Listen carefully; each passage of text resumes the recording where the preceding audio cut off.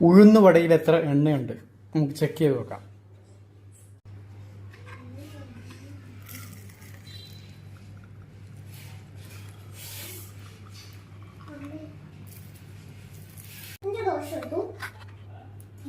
ഇതാണ് ഒരു ഉഴുന്ന് വടയിലെ എണ്ണ. ഒരു ചെറിയ കപ്പാണ്.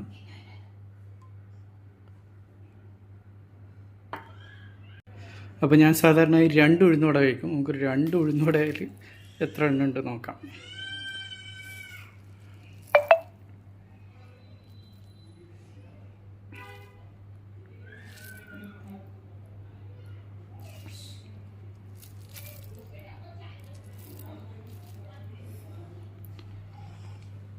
ഇതാണ് നമ്മുടെ ഉഴുന്ന് വട.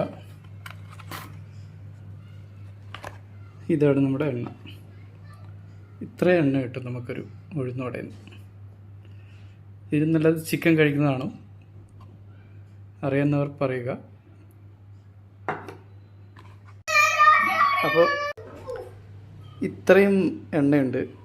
അപ്പോൾ ഇങ്ങനൊരു സാധനം കഴിക്കണോ അതോ നല്ല പൊരിച്ച ചിക്കൻ ഫ്രൈ കഴിക്കണോ? ഏതായിരിക്കും കൂടുതൽ നമുക്ക് ആരോഗ്യത്തിന് ഹാനികരം?